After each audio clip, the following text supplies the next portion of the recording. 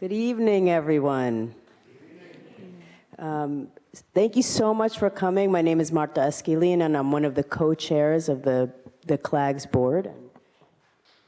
Yeah, welcome, everyone. I'm Marta's other co-chair of the board, David Rivera. Welcome.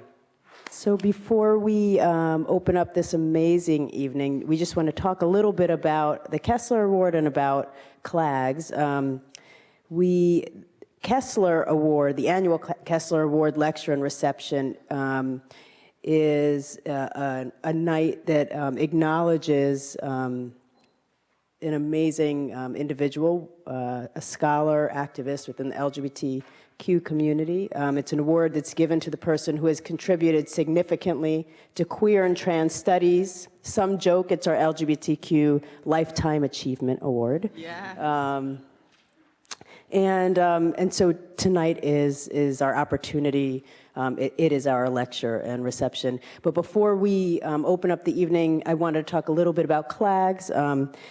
As many of you know, we were founded in 1991 as the first university-based research center in the United States, dedicated to the study of historical, cultural, and political issues of vital concern to queer and trans individuals and communities.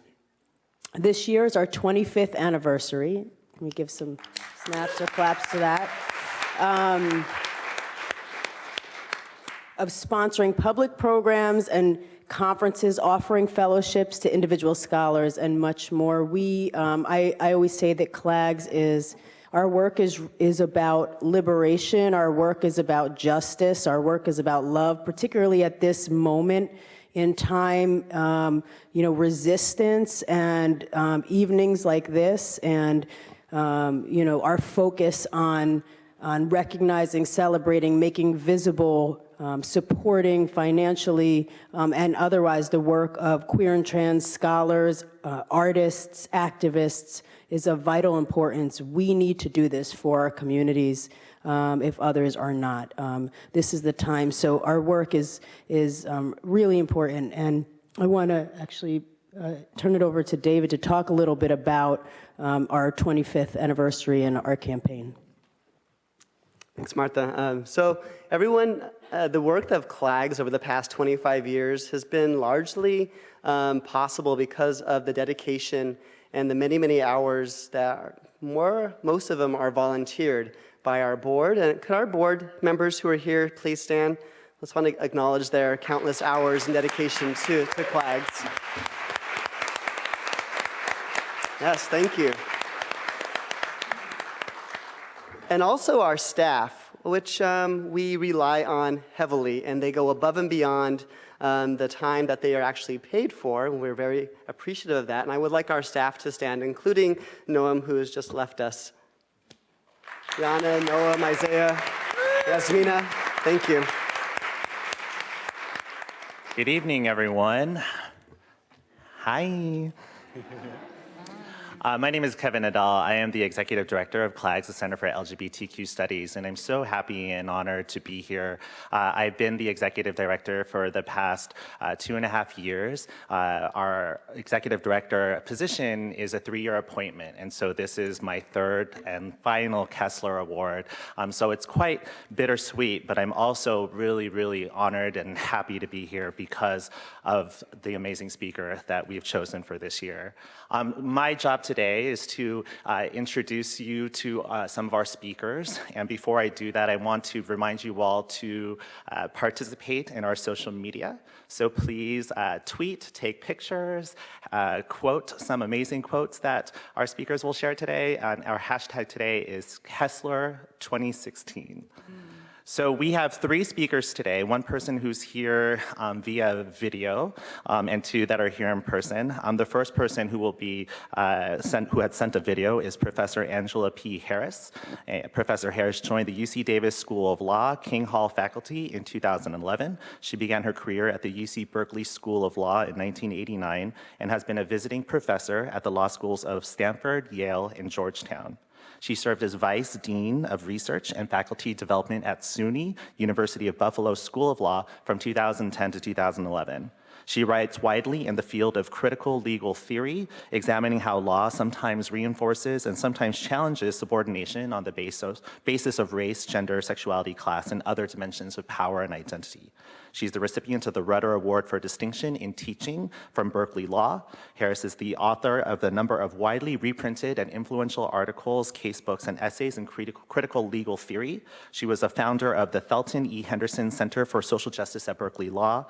At King Hall, she founded and directs the Aoki Center for Critical Race and Nation Studies, a student-faculty initiative that promotes scholarships on issues of race and ethnicity at the law school and beyond. So we have a video message from Professor Harris for Dean right now. Hi, everybody.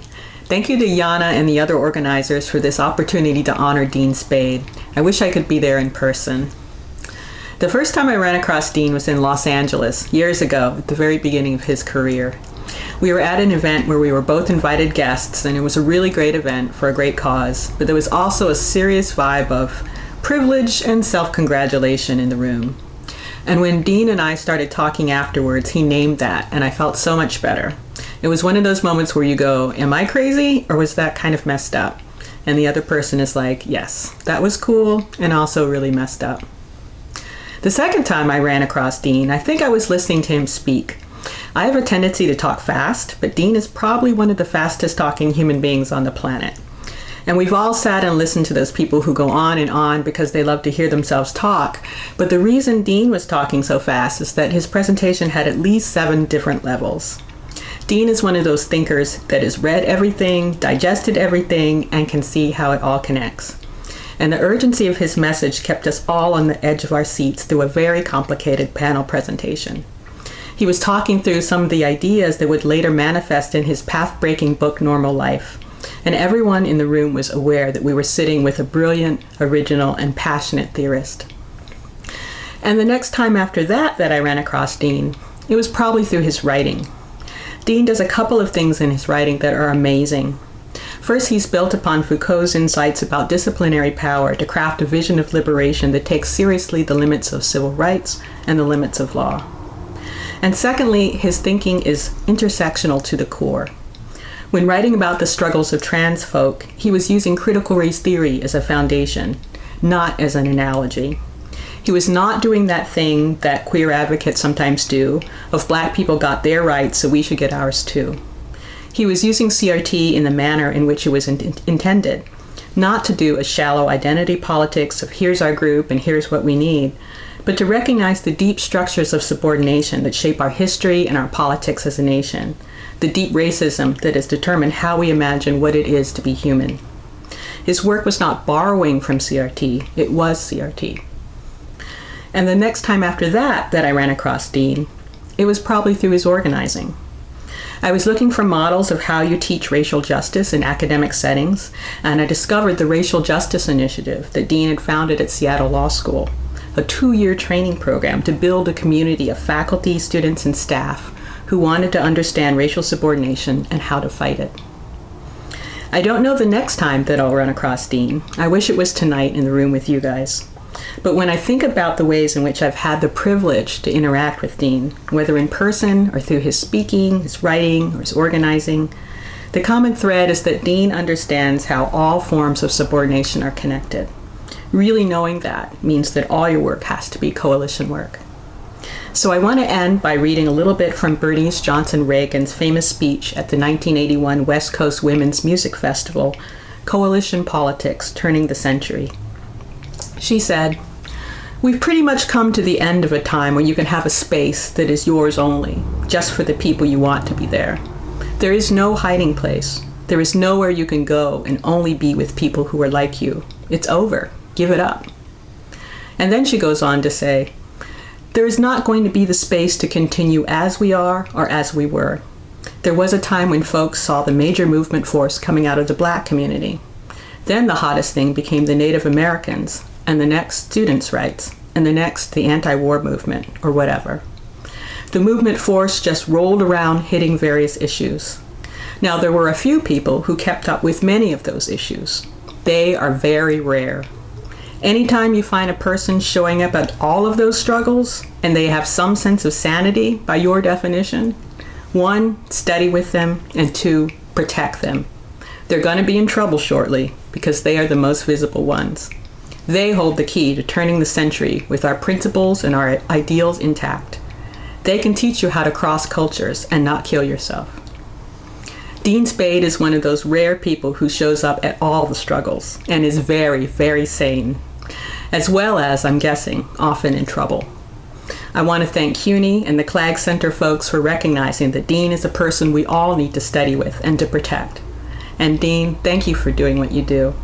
Congratulations on this wonderful and well-deserved award.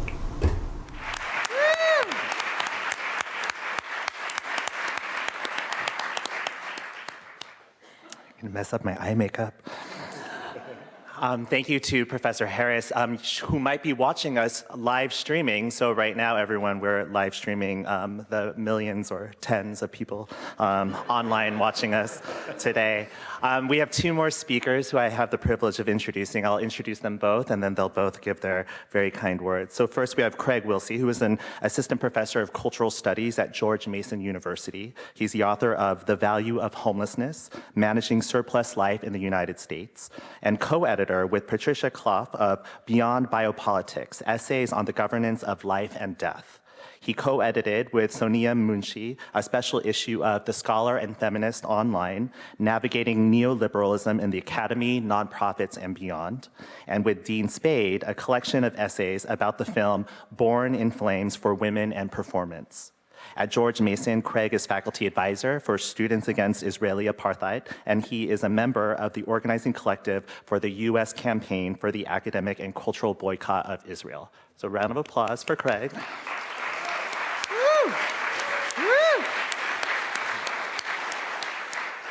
And second, we have Reina Gossett, the former membership director at the Silvia Rivera Law Project and director of the Welfare Organizing Project at Queers for Economic Justice.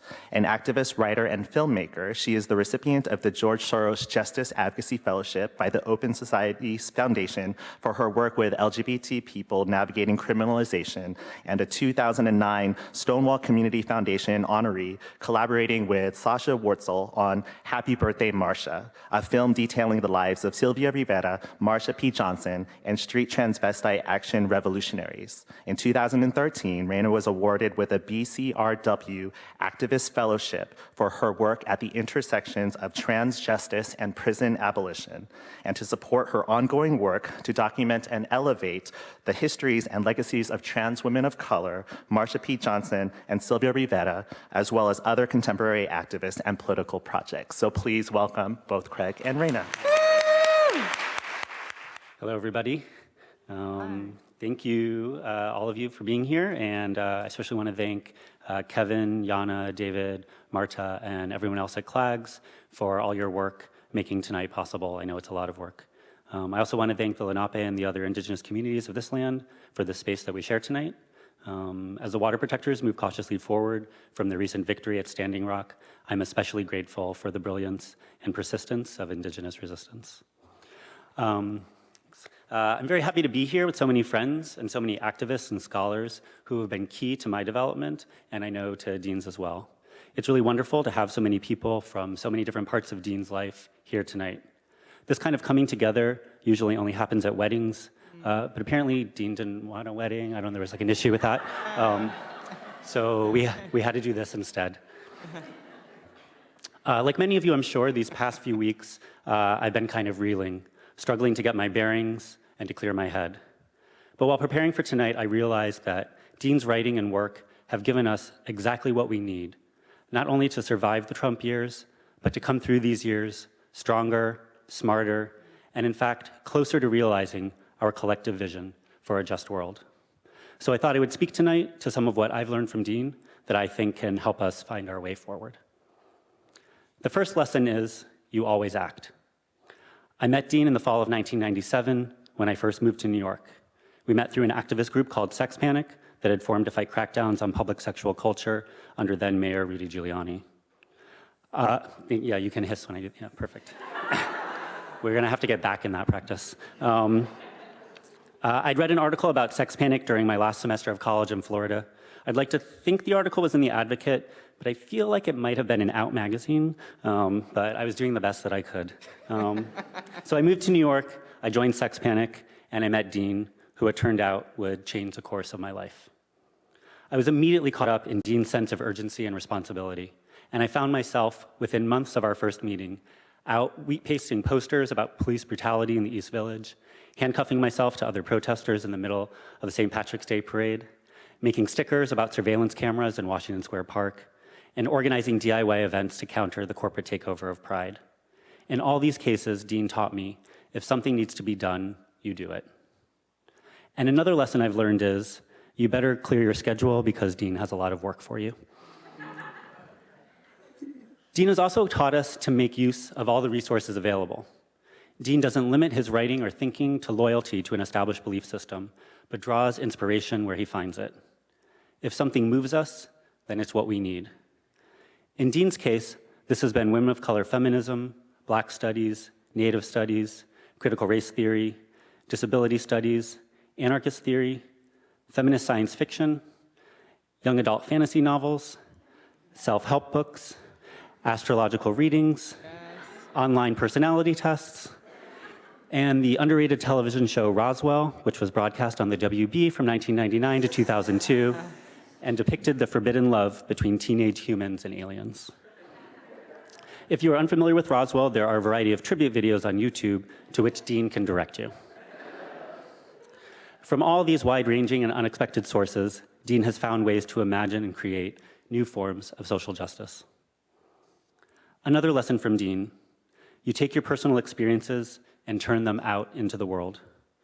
We often hear the phrase, the personal is political, and I think sometimes this is taken to mean that making good personal choices is enough. Dean has demonstrated that at its most powerful, this statement shows us that our personal experiences are yet another resource for connecting with others to build something bigger than any of our individual lives, but through which all our lives become more full. When a group of us, and I'm happy to say many of those people are in the room here tonight, participated in protest against the World Economic Forum in 2002, Dean was arrested after the protest trying to use the bathroom at Grand Central. Dean took what was a terrifying experience and immediately turned it out into the world. His writing and speaking out about the arrest connected him to trans people around the country who shared their stories of violence and harassment in bathrooms. Those conversations led Dean to found the Sylvia Rivera Law Project, which today continues to be a life-saving force and a model for trans activism and organizing around the US and the world. In response to that arrest, Dean also reminds us that you take your work seriously, but yourself not too seriously. Dean led us in creating a zine about the experience, which he aptly titled Piss and Vinegar. And if you want copies of the zine, you can try us at the email address Dean set up, letusp@yahoo.com. It is also worth noting that at the time of that arrest, Dean was 6 months into what was supposed to be a 2-year clerkship for a federal judge. He decided to quit the clerkship and pursue funding to get SRLP started. When Dean quit the clerkship, which was very prestigious, many people warned Dean that he was making a huge mistake and was throwing his career away. It turned out that wasn't quite true. And so another lesson is don't listen to all the advice you're given, especially when that advice is about what you can't do. SRLP began as a project housed by the Urban Justice Center, an umbrella organization of social justice projects. The very first thing Dean did upon joining the Urban Justice Center was send a letter to all the employees about the need to establish a trans-affirmative policy of gender-neutral bathrooms in their shared building. This is a very Dean move, not to start with the easy ask, but with the necessary demand. And so from here, we learn the lesson that you do not wait for the right time. You take the moment we're in and transform it into the moment we need. Our next lesson: everyone is a potential ally, and you never stop recruiting. Dean can address a room full of prosecuting attorneys, and we'll start with something like, because we all oppose the settler colonial state and are committed to ending capitalism, we know prison abolition is the only way forward. And the prosecuting attorneys will find themselves, having been hailed by Dean, nodding along. Dean presumes the best in people and has shown all of us what can be accomplished when you do political work as a way to invite people in. And Dean does that inviting with the passion of a convert, whether he is trying to convince someone to help stop construction of a youth jail in Seattle, or to read a cookbook about ancient grains that Dean swears will change your life. And the thing is that that cookbook probably will change your life. Yeah. This passion is important because it is a source of joy, and we need that joy to sustain us, because Dean has also taught us never to be satisfied, because nothing short of our complete liberation is enough. But the good news is that Dean has also shown us that we are the liberation force we need. Strong, creative, serious but not too serious, resilient, determined. We need now deeply the vision of justice Dean has been building for years in his written work and activist collaborations. A thorough reimagining of redistribution that does not allow the state to decide who is deserving of resources. Movements that prioritize the needs and analyses of the most vulnerable members of our communities. Strategies that refuse the divide and conquer tactics of liberal multicultural inclusion, and that are committed instead to what Dean has termed a politics of no exile. We need today, as Dean wrote in 2002, to dress to kill and fight to win.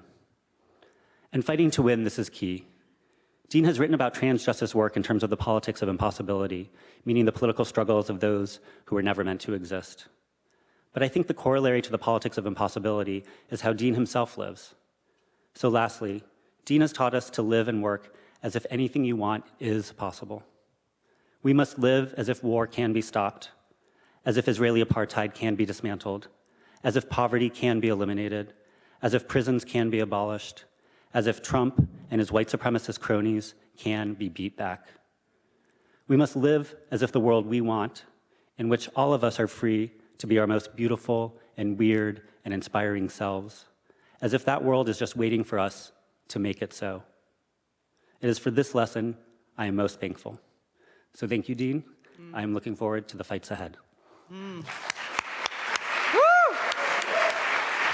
Hi. So thank you first to Marta and Kevin and all the staff at CLAGS and CUNY for recognizing the brilliance of Dean Spade and hosting and awarding Dean. This is a really meaningful night for me to participate, so thank you. I am going to do three things. I'm going to read Dean's bio. Before that, I'm going to play a clip of a conversation that happened with Dean and I really recently, and about kind of pivoting in new directions in this Trump world, right? How to be strategic. And before that, I'm just going to talk a little bit. I wrote some remarks specifically about Dean, and I also think that sometimes I give the best testimonials just speaking from the heart, so I'm going to try to do that, which is a rare thing for me. Dean and I have collaborated a number of times, specifically with Barnard Center for Research on Women, on a set of teaching tools called No One is Disposable. How many people have heard of those teaching tools? Yeah. They wouldn't have happened without Dean Spade inviting me in, and that's been a theme of my work with Dean for about a decade. When I was a young organizer in 2006, I remember getting an invitation from Dean when he was teaching at UCLA, inviting me to speak about trans liberation and criminalization. And I was like, I don't really know. I've never gotten on a plane and flown to LA. I'd never been to LA the first time. At all, and I'd never spoken on a panel about trans liberation and criminalization. Like, can I really do this? And Dean really wasn't having it. Dean was like, these are issues that I know you're passionate about, affect your life, you have lived experience. I think you're the right person, but I'm going to let you decide. And that was really a running theme in my relationship with Dean. As a young organizer, as someone who was searching for my people, who always knew that trans liberation is inextricably linked to the abolition of the prison industrial complex. Dean has been there carving out space within social movements for those of us to participate in, who have that kind of analysis and who have that lived experience. And, you know, shortly after the UCLA conversation, Dean invited me into the Transforming Justice Conference. How many people remember that in 2007? A few of us were in the room, yeah. So the Transforming Justice Conference was a conference that happened in the Bay that came out of, in part, TGIJP, Trans Justice Intersex Justice Project, and Trans in Prison, another organization doing Marvelous Mondays of working with people who were trans and gender nonconforming and who just left prison, really local work. To think about and break down what are the conditions shaping our lives, right, as transgender nonconforming people, and specifically those folks in the Bay. Knowing that when we break isolation, we build the power with each other to take on the conditions that shape our lives and harm so many of us. And, you know, I remember being at the Social Forum in 2007 with Dean, driving in a car, and I was like, I don't really know, should I participate in this conference? And I just really needed that kind of mirroring back that actually my voice is powerful, I have something to contribute, I'm someone who is incredibly affected by these issues, and yes, of course, I should be in that room creating space with other people. So more recently, Dean, as I've left the kind of work of being in a nonprofit, Dean has really pushed me to feel a sense of power in my art making, right? Knowing that Dean says that art making has always changed the world, right? How we fashion ourselves, how we create images of ourselves has always been a tool of resistance. And it really pushed me to think about the ways that my interior condition still holds so much capitalism, right? So sometimes capitalism in the form of the nonprofit saying, the only tools that work are ones that the state allows for and the state says are okay. And constantly having the voice of Dean pushing back against that, saying that art is transformative, fashion is transformative, they're part of social movements, has been a really powerful thing for me. So the last kind of way that I feel like Dean has really pushed me to think about my interior condition is something that he says a lot, right? Which is, in this moment after civil rights legislation, there's an idea that poverty and laziness are cousins, right? That if you're having a hard time, it's your own fault, right? That illness and death and disability are personal failings.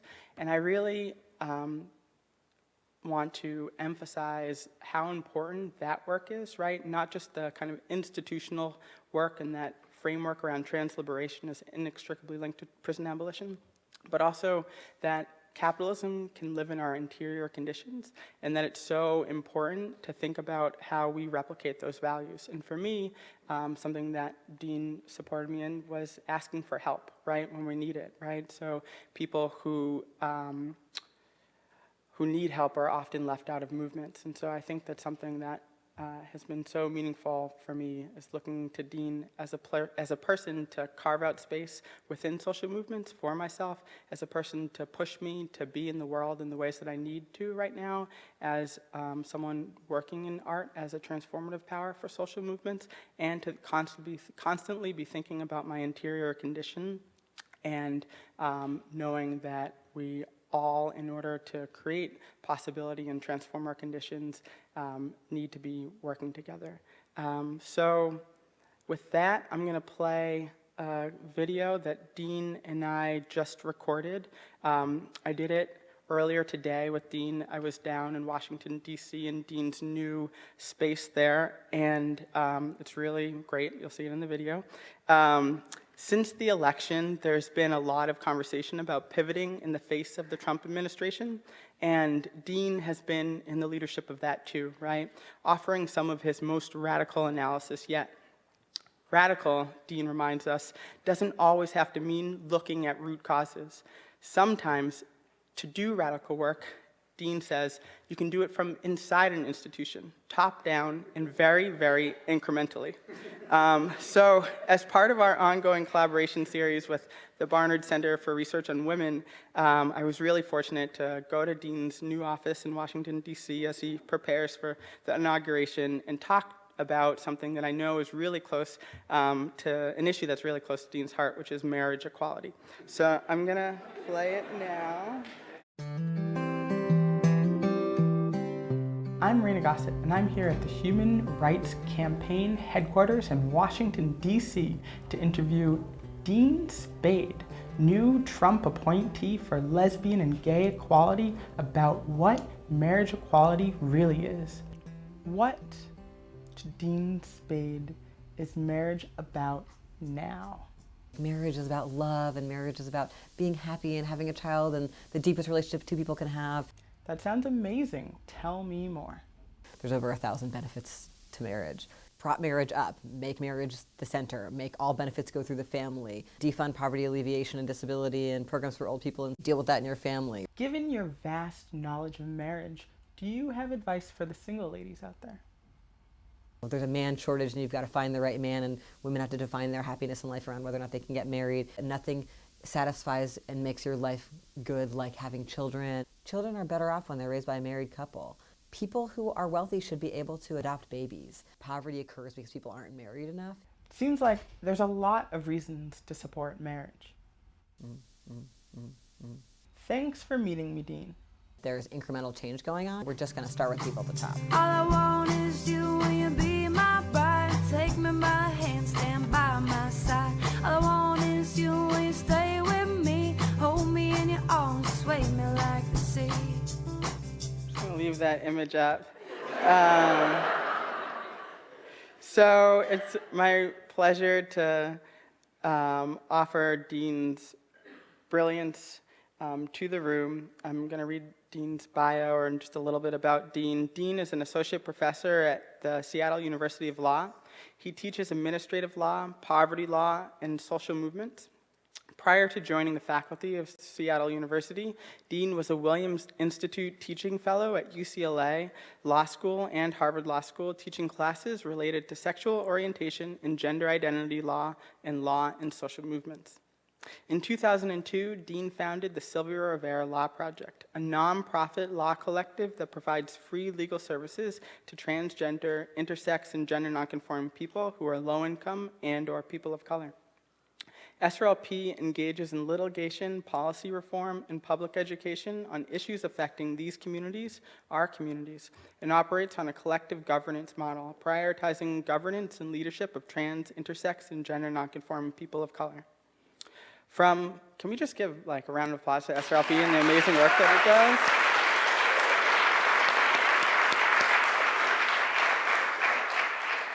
From 2012 to 2014, Dean was a fellow at Engaging Tradition Project at Columbia Law School. His book, Normal Life, Administrative Violence, Critical Trans Politics, and the Limits of the Law was published in 2011 by South End Press.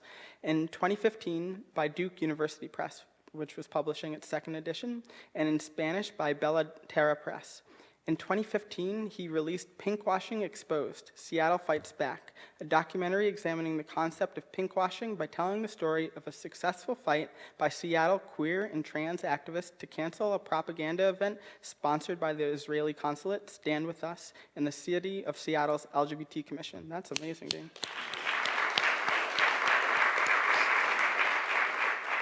His other video work projects can be found in Barnard Center for Research on Women, and has been a longtime collaborator with Hope Dector. So thank you, Dean Spade.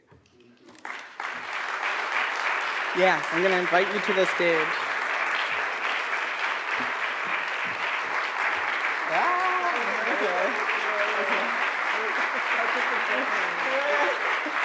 That made me laugh really hard.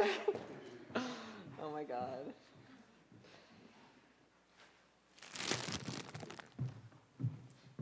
Not that I ever want to be done looking at that picture of Hope and Reina and I on our wedding cake.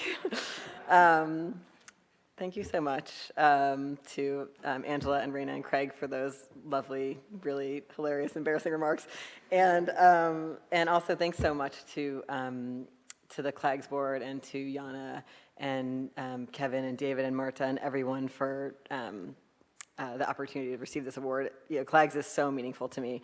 I feel like in some ways I grew up with CLAGS. Like I moved to New York in 1995, and so many CLAGS events were so vital to shaping my intellectual and political life, and so memorable.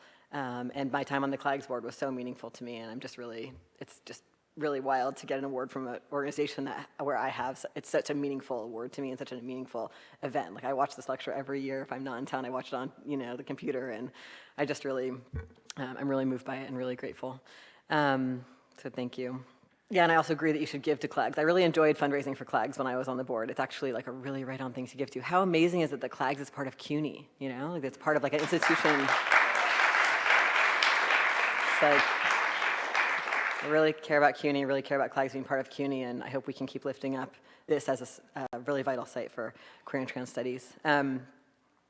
Yeah, and I also want to acknowledge the land. You know, we're on Lenape land. The Lenape were forced to leave Manhattan in the 1770s and moved to Oklahoma. A lot of people are still in Oklahoma and in Wisconsin and Ontario.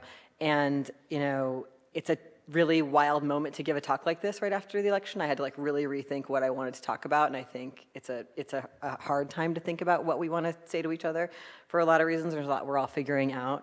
And I think part of what a lot of us are doing is trying to figure out what's the same and what's different right now, and how does it affect what we're going to do. And I think a central way to understand that is to understand that we live in a settler colonial context and the colonial government has changed. And that how does centering that mode of inquiry affect our analysis and our ability to strategize this moment. So I just want to suggest that as a way to sort of something to carry through these remarks and our discussion afterwards. How do we use that to assess what's the same and what's different? How can we think about being on Lenape land the entire time that we think about the Trump moment or anything else we want to kind of consider about now and about our strategies? But it's an intense moment. A lot of people feel really scared, I think. There's a lot of fear going around. There's a lot of shock going around. And there's also an idea that maybe a lot of people are mobilizable right now because there's a set of people having like shock and fear in new or different ways. And so I think one of the main questions for me that I want to think about tonight is like, what will people be mobilized around? You know, that's pretty much up in the air. There's actually a battle we have to have about what constitutes leftness or progressiveness right now, and there's actually a lot we could lose in that battle. And in some ways, we've always been battling that, but I think there's a particular kind of moment about that battle right now. So I want to spend some time talking about that tonight and about some of the kind of pitfalls, some of the threats, and some of the opportunities for us in this context of this moment. And during the last year, a lot of what I've been talking about and thinking about has been like how we respond to and navigate two really big forms of mainstreaming that have been happening. Like obviously there's been a mainstreaming of trans politics and images of trans lives have been more visible. And there's also been a mainstreaming happening around criminal justice reform. And both of those things were things that like, I'm not sure I knew I would see in my lifetime. They've been pretty wild, right? Like pretty big things to have happen and a lot to kind of traverse. Like, you know, on the one hand, those are signs of the significance of our movement work, that we have this long, ongoing, you know, prison abolition movement, anti-policing movement, and we finally are seeing some criminal justice reform, you know, mainstreaming. There's some signs, that's maybe good signs about our movement's work, the many movements that feed into that moment, and about the sort of trans mainstreaming, but also mainstreaming prevents like significant threats to our aims of actually winning trans survival, winning prison abolition, winning police abolition. So I've been thinking about that stuff a lot. I want to say a few things about that. So mainstreaming, Caitlyn Jenner, she's a good symbol of it. Right, so this is just quick sort of like summary of some of my thoughts around mainstreaming, right? So one of the things mainstreaming does, it creates new forms of visibility, whether that's Caitlyn Jenner on the cover of Vanity Fair, or whether that's like a bunch of sheriffs and prosecutors coming out and saying that they're gonna like take care of criminal justice problems for us and don't worry about it, go back to sleep. Whatever it is, we see circulation of new forms of visibility of issues that we felt were, you know, side conversations, right, or really marginalized conversations before. Another part of what comes with mainstreaming is conditional acceptance, right? I mean, if you can do white femininity like Caitlyn Jenner, you might be okay. But most trans people, like, too bad, right? I actually had a really powerful conversation with Chase Strangio the other day. Chase was talking about how, on the one hand, you see Loretta Lynch, you know, representing the Obama administration, saying we're going to sue North Carolina about their bathroom bill. And we're going to say, you know, trans women are women and trans men are men and they should get to use the bathroom. And that exact same administration its lawyers are fighting tooth and nail to make sure that Chelsea Manning can't grow her hair out. So you start to think like, oh, like what trans people are human for this administration, right? So conditional acceptance becomes very, very visible in moments of mainstreaming. What else do I have here? Deployment of deserving figures, right? So we got like, whether that's nonviolent offenders, maybe they deserve some relief from the criminal system, but not everyone else, right? Or whether that's Caitlyn Jenner. So you get the idea of who is deserving, who will be the trans people we can accept. You can think about this in terms of like those memes that have gone around during the bathroom panics, the memes that'll show a picture of a very passing trans person and say, well, like you'd want this person, you wouldn't want this person in the other bathroom, would you? But what about everybody who's trans who gets harassed in bathrooms because we are hard for people to understand, right? So like it's just this kind of very limited idea of like kind of who's the subject we can accept as deserving of rights or survival.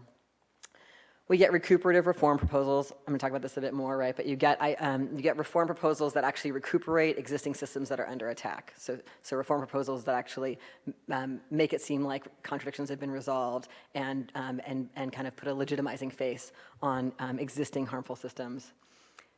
After that, you still have the same harm and violence to the same vulnerable people. So like one thing that always happens is we're told it's been taken care of, right? You're free, and yet people still continue to die early. And then oftentimes you also get backlashes, right? So I see like the bathroom panic as an example of this kind of, there's these backlash moments that actually enhance vulnerability. So you haven't even won that much, but you get this really, so like a few people at the top have won something maybe, but you get a backlash that really hurts people at the bottom, right?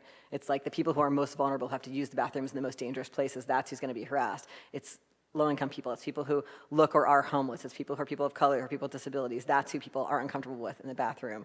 But the people who maybe got some minor relief at their job around their campus, they're, you know, so it's like the who wins and who really loses part is also an interesting part of this dynamic. And we could look at that more broadly in like gay and lesbian politics as well. So, you know, long-term things I've been thinking about in all of this is kind of how do we assess pitfalls of reforms, right? Some of the things we're always concerned about, and this is also about like the battle for, right, what is left, what is progressive. We don't want reforms that produce no material relief. We get a lot of reforms that produce no material relief, like, you know, classic example, hate crime laws, right? They don't do anything to prevent people from killing us, but we're told we've been recognized by the state, right? So we don't want reforms that produce no material relief or that are solely symbolic. Like where I live, there's a, right next to Seattle is a jurisdiction called Federal Way. The school board there just passed kind of like an anti-hate proclamation. And it's like they did it in response to the fact that there's like people terrified, the kids in the schools are terrified that they or their parents are gonna be deported.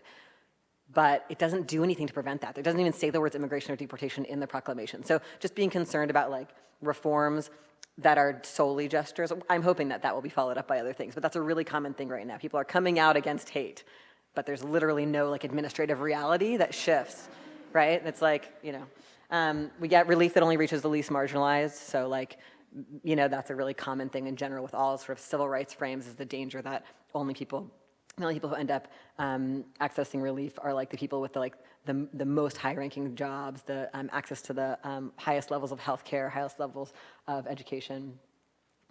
We get reforms that just legitimate the systems, right? We're gonna put an anti-discrimination law in your prison. So it's like, we're still gonna imprison the same people, they're still gonna be targeted and tortured and raped, but now the system gets to say, we've got like a wrapping around it. We've wrapped a rainbow flag around this or that, right? This is the term pinkwashing that, that was mentioned. We've got the concern of reforms that tinker but don't reach root causes. So the same people are ending up being funneled into criminalization or deportation, but maybe we've tinkered with something that happens like at the 11th hour only, right? So that's always a danger of reform. And also the danger that we expand harmful systems. So like hate crimes laws are such a good example of that, right? When we actually expand prosecuting power in the name of our communities. Okay. Oh, and then of course the concern that reforms that divide people into deserving and undeserving. You know, we've seen this conversation a lot in the context of immigration discourse in recent years, where it's like we don't want, you know, Obama's like, I want to make it so that a few college students can stay, but we're really going to go hardcore after people who've had contact with the criminal system, right? Like who are good immigrants, who are bad immigrants, who are good trans people, who are bad, who are good whoever, right? So these are kind of common pitfalls. Seattle has this sticker campaign. They put stickers in the windows of businesses that say like, this is a safe place because we'll call the cops for you. If you're experiencing an anti-LGBT attack, you can run in here and we'll call the cops. This was a PR campaign that came after the Seattle Police Department had some really, really well-publicized horrible killings, including the murder of John T. Williams, an indigenous woodcarver. The Seattle Police Department was under the DOJ investigation, which found that it engaged in excessive force and bias, and these words are, you know, limited. And so then their response is a PR campaign using a symbol of gay rights, right? Like the rainbow flag. This is very common. A bunch of other cities have now picked up on this brilliant idea. There's a really good activist counter sticker that I should have brought a picture of. Another one from right here in the city, you know, the same story, right? Like the NYPD, it's so progressive now. Maybe this is in poor taste, but I feel like it's, you know what I mean? It's like this idea, oh, it's like if women are in the military, it's a site of liberation. What does the US military do? and then this horrible nostalgic image. Okay, so those are just like, right, these for me are images of like the limits of mainstream reforms. So a counter frame that's really been important to me for thinking about this, that I think can help us through this dilemma when we're battling for what is progressive, what is left, what is liberatory, is a frame of counterinsurgency, or frame of warfare, right? Lots and lots of the movements and scholars we all look to use this frame, and I think it really is clarifying and useful for moving us towards criteria for assessing our way forward. You know, one place that I get this frame is from the 1951 petition, We Charge Genocide. Has anyone gotten to read that? It's always a good thing to reread and reread. You know, by W.B. Du Bois and William Patterson and Paul Robeson. A document that in 1951 laid out and described exactly how the United States is engaged in genocide against black people. It's this incredibly useful document. These people, like their passports were taken, the copies of it were seized. Like the danger of this document that identified a genocidal act against black people by the United States was so palpable at the time. And the document itself, even though now it reads as like pretty dense, like, you know, lots of evidence, it was like a popular document that like thousands of them were printed. People wanted to read it, you know? That's like sort of a spark moment where we see the value or the vitality of this kind of frame. But we can see it in a lot of places. I was thinking about the writing of Kwesi Balogun. I'm thinking about many 60s and 70s movements and figures, including political prisoners from those movements, who use the idea that the United States is at war against black people, at war, obviously, against indigenous people, at war against people of color generally, at war against social movements, fighting back. I think the Black Panther Party used a warfare frame, the Young Lords, the American Indian Movement. I think even more recently, analysis of the war on terror. People have really understood it as a war against immigrants, war against Muslims.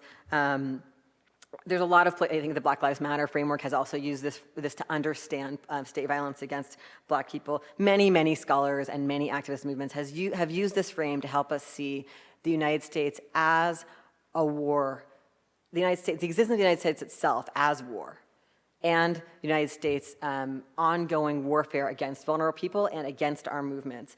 And the bottom line is the United States government treats, like they use counterinsurgency as their frame to deal with our movements. So we should think of it that way, right? Like that's how they think of it. So we should, right? So this frame has been really, really useful to me. And counterinsurgency, according to some scholars, I'm thinking right now of Peter Gelderloos and Christian Williams, among others, is broken into two pieces, repression and recuperation, right? So maybe we could think about, like maybe one thing that might be different under Trump is like, will there be any difference? Will it be more repression and less recuperation, right? Like, because we could see Obama as like a major pinkwashing president. He's like, I'm pro-gay, so just ignore the drone warfare and the millions of deportations and the, you know, what's going on in Yemen and what's going on in Iraq and what's going on in Afghanistan, what's going on at Guantanamo. Like, just ignore that. I'm pro-gay marriage, right? Like we can see the recuperation piece really clearly in the Obama administration and the attempt to recuperate institutions in crisis like the U.S. military or the U.S. police state and prison nation through various, you know, attempts to say they're pro-women or pro-gay or whatever. We can see the recuperation piece, but it's not as if Obama didn't engage in repression. I mean, we know that, like, you know, he's expanded surveillance, domestic surveillance, you know, wildly, including targeted at groups like Black Lives Matter. But maybe under Trump we'll see more repression and less recuperation. I don't know. But repression and recuperation, counterinsurgency, it's going to stay with us. It's been with us through all the presidencies. It's still part of it. And it's really vital to understanding, I think, this warfare frame and how we do this assessment. So I'm just going to give you a quote from the U.S. government about counterinsurgency. It says, counterinsurgency integrates and synchronizes political, security, economic, and informational components that reinforce governmental legitimacy and effectiveness while reducing insurgent influence over the population. Counterinsurgency strategies should be designed to strengthen the legitimacy and capacity of government institutions to govern responsibly and marginalize insurgents. So I think this is useful. Understanding the government's thinking about what counterinsurgency is useful for thinking about what we need to be doing, to me. And part of the way that I've been thinking about this is like understanding in the Trump moment what kinds of liberal myths are new dangers for us as we contest the terrain of what we're going to decide is left or progressive politics and how we're going to pick up strategies and whether we're going to have strategies that just simply keep recuperating the U.S. government and its institutions or whether we're going to actually increase and expand our work to dismantle them.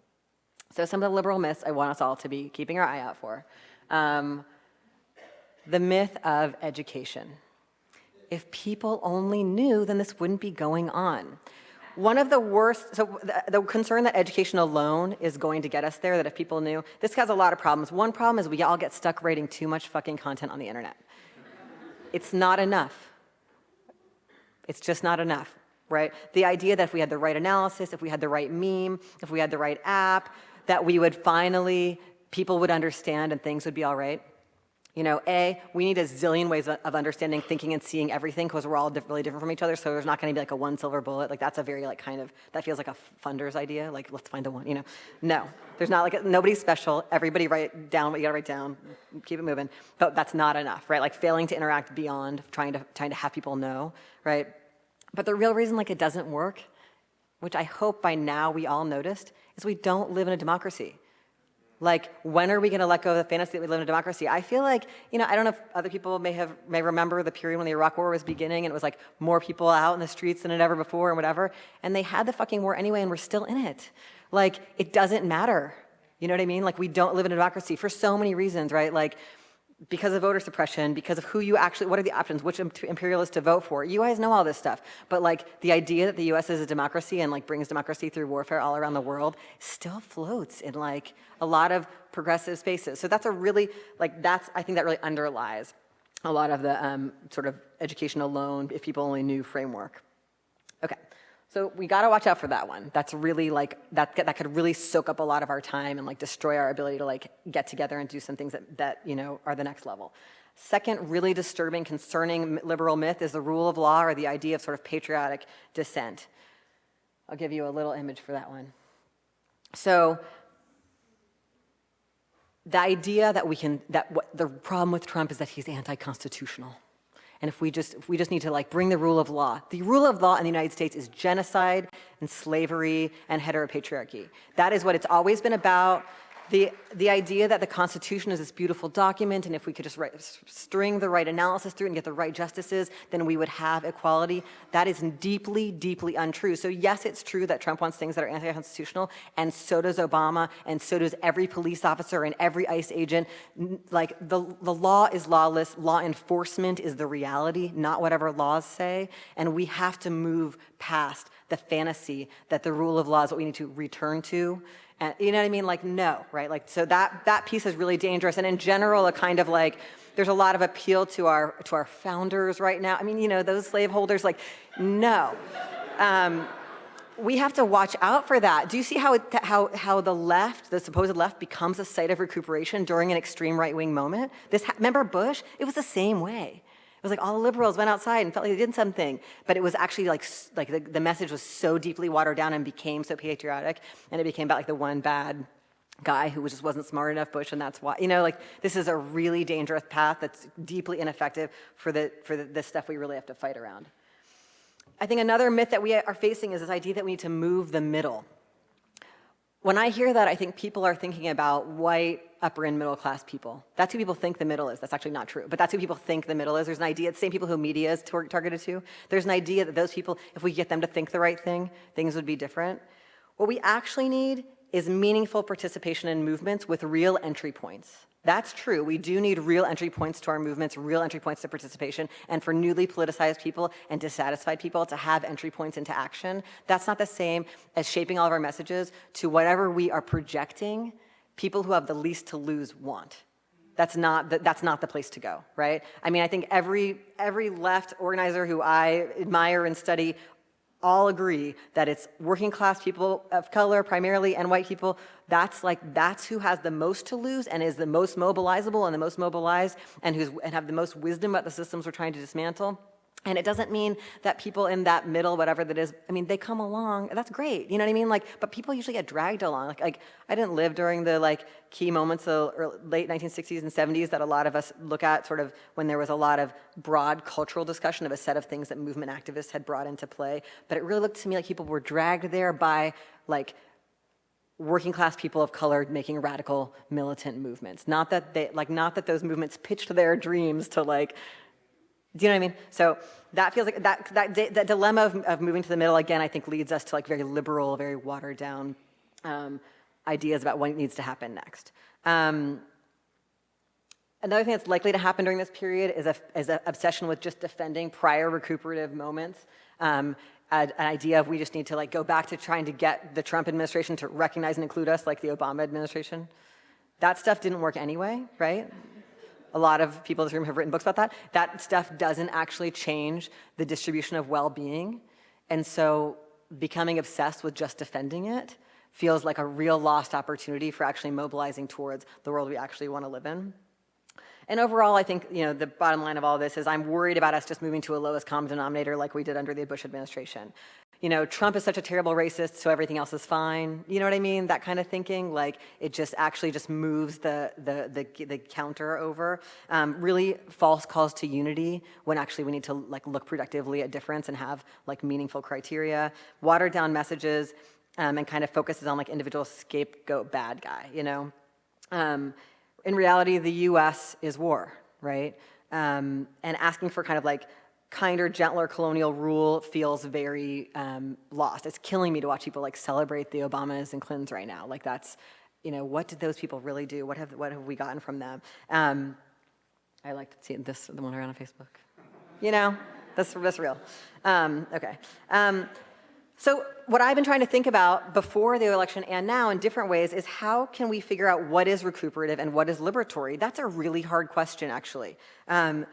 What criteria do we use? How might we co-create norms for thinking about what's actually progressive or liberatory when we face both, on the one hand, recuperative reform proposals resulting from mainstreaming, and on the other, recuperative projects masquerading as urgent, radical, and left because of Trumpism, right? Like there's these two ways in which we get these recuperative projects emerging right now. I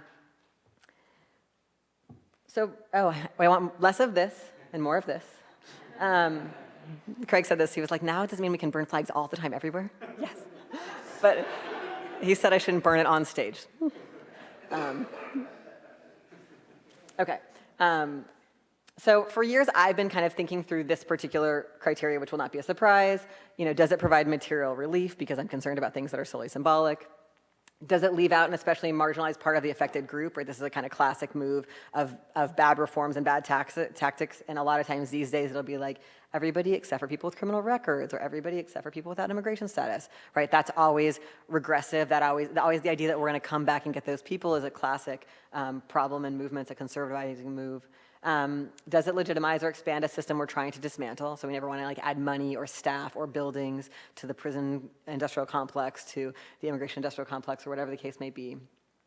And does the ways we're doing the tactic mobilize the most affected for ongoing struggle? So is this actually building power, right? Like, is this doing stuff that causes more people to know each other, to have skills for organizing, to build relationships in their communities, to articulate their ideas about what needs to change, to name their conditions, to fight the next fight and the next fight? Those are the criteria I've been using for a long time, but I've been really into looking at other people's criteria.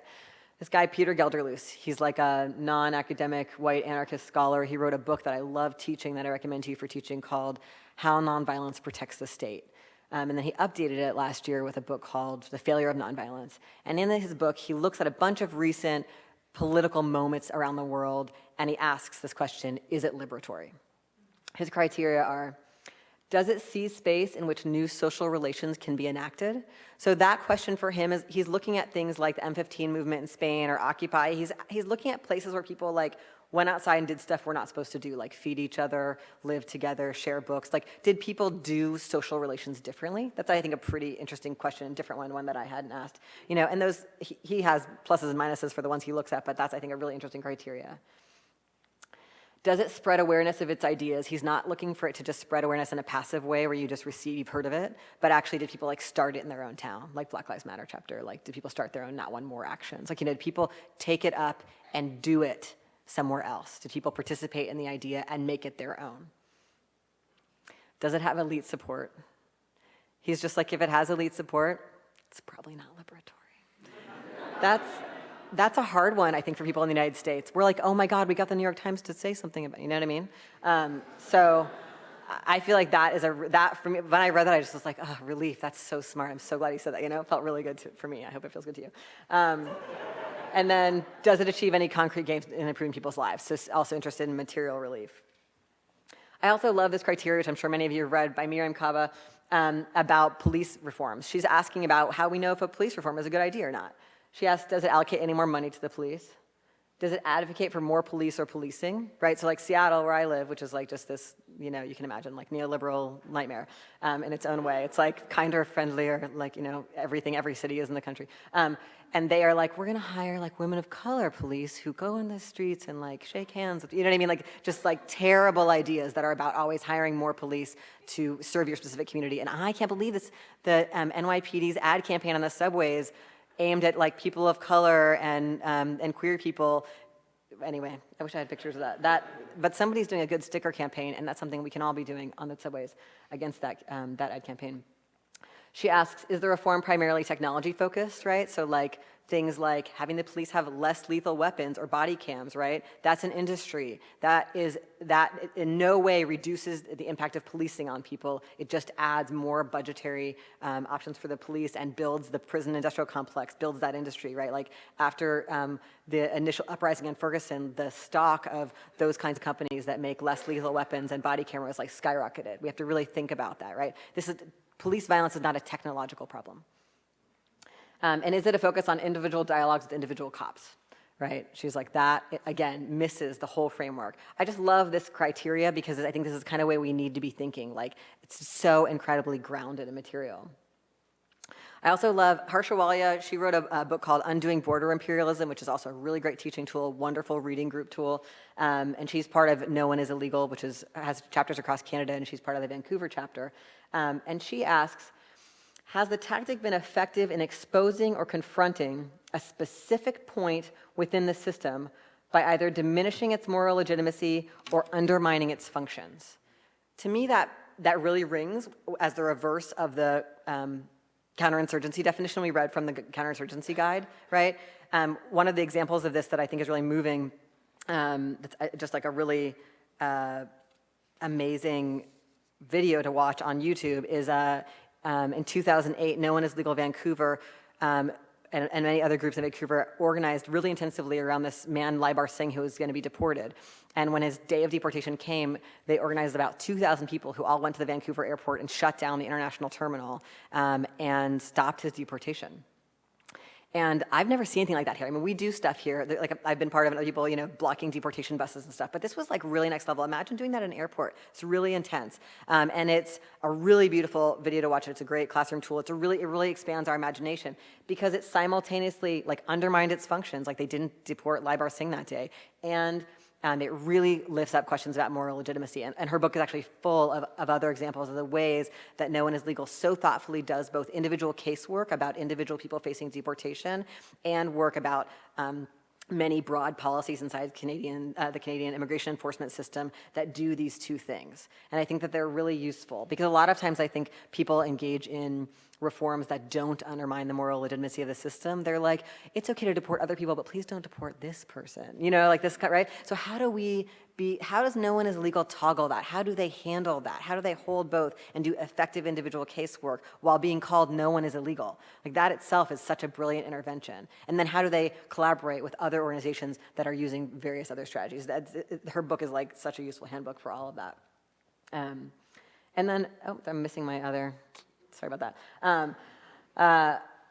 I've been really enjoying Grace Hong's book, Death Beyond Disavowal. And actually, before the election, my speech was a lot about that book and its contributions. But one of the things that Grace does in that book is she talks about this key question from Audre Lorde. In what way do I contribute to the subjugation of any part of those who I call my people? It's from Audre Lorde's 1982 speech. And to me, this sentence captures something so deeply that is a part of women of color feminist political practice that has been like vital to all the movements that I've been interested in for my whole political life. This idea of constant reflection, of always asking like, who's not here? What's going on in terms of intra-group difference in the group that we're in, like being just constantly aware that we are always participants in exclusions and harms, and not having a notion of a pure political space or of anybody as a pure political subject. and what that is as like a daily practice, both organizationally and for each person engaged in these complex practices of political activism in which we challenge each other, in which we give each other difficult feedback. Like, what does it mean to sort of hold that question the entire time? You know, to ask, when I was preparing for this, I was really looking a lot at Reina's remarks at graduation at Hampshire College last year. I don't know if you all watched that video or read that speech. It's like really, really intensely brilliant and beautiful speech.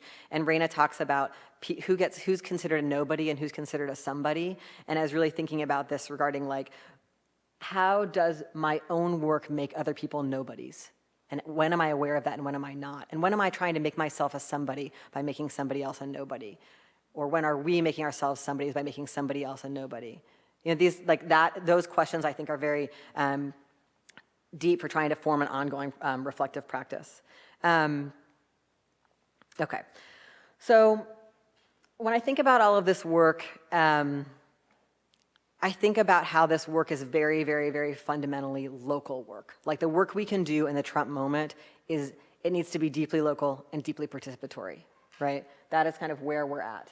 And there's a few sort of three key pieces, I think, which will not be surprising, of what I think that work might be. One part of that work is we need to do politicized survival work, mutual aid work. People are really in danger. It's not new that people are in danger. Our people have already been dying, being deported, being imprisoned, but there's definitely a ramping up that's about to happen. You know, what's going to happen to public housing? What's going to happen to healthcare? You know, the stock of the private prison industry has gone up. Like what in God's name are we about to see in terms of ramping up already intensely dire conditions? And mutual aid work is deeply concerned with nobodies. Like that, it's about putting nobodies at the center, to use Reina's frame. It's about work that says the people who are struggling the most are where we begin our analysis and take up actual action. So what this work means actually providing housing, healthcare, and education for each other.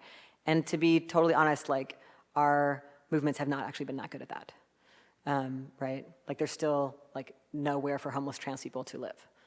We have not sufficiently opened up our homes, our own spaces. We've relied on state structures that were never going to serve us, but now I hope we really realize they are never going to serve us, right? So what do we do when we actually recognize that we live in warfare conditions, the government against vulnerable people and their movements? Then what would we be willing to provide one another? You know, so many of us are really into like apocalyptic TV shows and novels, and in those people like carry water for each other and like shack up together and stuff, you know? Like it's time, you know what I mean? Let's do it. Mutual aid work is really, really vital. Part of what has, you know, I had a really good conversation with Ricky Mananzal about this, how for years and years, one of the things that's been so difficult is that funders have never prioritized local work, and there's always been focused on what we'd call elite strategies. It's like, can you get an article in the New York Times? Can you change the mind of an elected official or a judge? That's the somebody strategy. We need the nobody strategy. That didn't work under the supposedly best conditions, right? Where those things are nodding and pretending they hear.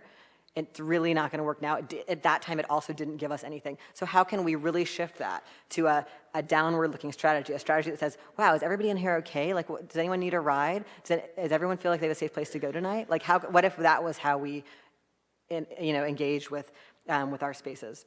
So moving away from any idea of trickle down and towards trickle up. What this also means is like direct support for people in prisons, immigration proceedings, housing court, people seeking benefits, all of those kinds of spaces.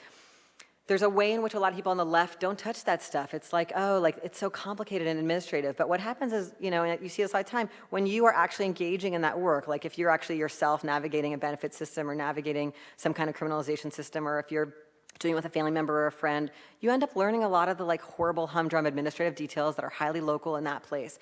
That's the kind of expertise we need right now.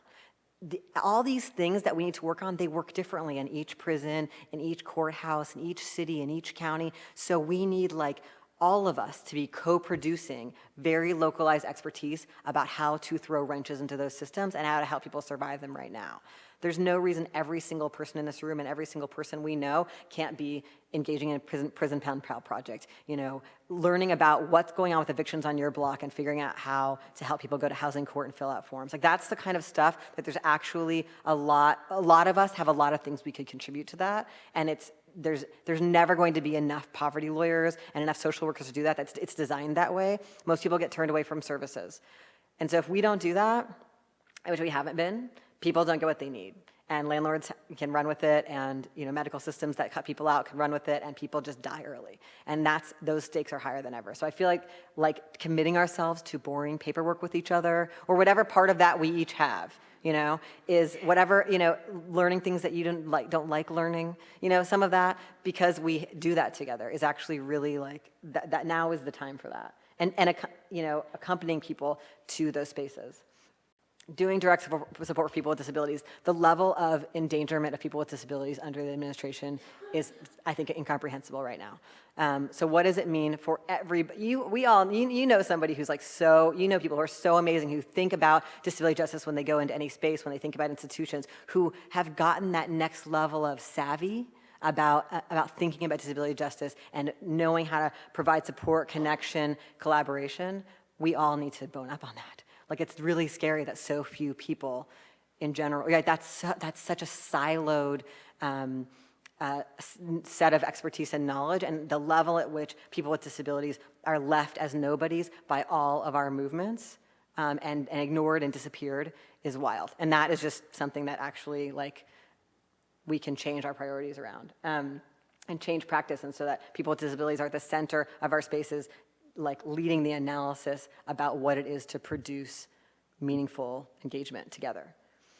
And then all kinds of accompaniment projects. Obviously, you see some of these starting up. I'm really excited about some of the ways that people are talking about accompanying people on subways, accompanying people to different spaces. We need that to really expand to sort of all those poverty locations in which people have to go meet with horrible people, Nobody should have to do that alone. The second piece of this is the dismantling work. There's a lot of that needs to be done, obviously. There's a new article by Tanya Unsueta that was looking, that I just read that I really loved. She works with Mi Gente, that was looking at how if we want to have a promise of this, this sanctuary city or sanctuary campus idea, we need to actually really shift to understand that we have to dismantle the police state. All of policing and imprisonment shuttles people towards deportation. And so this idea that we're just gonna say that maybe our police won't collaborate with ICE is not going to prevent people from being caught up in that system, because Trump has identified, just as Obama did, that the number one priorities for deportation are people who have contact with the criminal punishment system. So we have to do what I think the Movement for Black Lives and Mi Gente and the Not One More people have been doing, which is understand anything related to the sanctuary movement and deportation as utterly connected to the dismantling of the prison industrial complex and policing. Those things are together, and our standard for what sanctuary is, according to Tanya, has to be high. It has to be a standard of reducing policing, right? Eliminating policing, getting cops out of schools, all of that work that's been the dismantling PIC work, that work is also the sanctuary work, and that needs to be our standard. There was a pretty good article recently about the sanctuary movement in Santa Ana and the activists there demanding that it be meaningful and not just symbolic sanctuary, and I enjoyed reading this very local account of